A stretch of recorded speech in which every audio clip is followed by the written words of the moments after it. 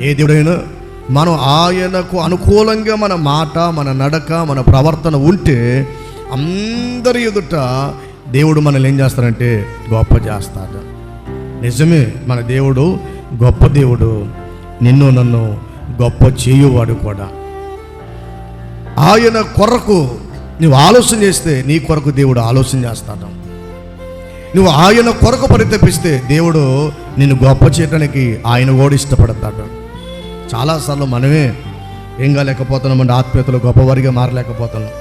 ఎంత కాలమైనా అదే భక్తిహీనత, అదే ఆత్మీయమైనటువంటి జీవితంలో వెనుకబాటు, నామకార్థం, ఇంకా చెప్పాలంటే ఆచారాలు, ఇవన్నీ మనల్ని దేవునికి దూరం చేస్తూ ఉన్నాయి. దేవుని సంగమా, నీవు దేవుని గురించి ఆలోచన చేస్తే దేవుడు నిన్ను గొప్ప చేస్తాడు. నీ కుటుంబాన్ని గొప్పగా నిలబెడతాడు.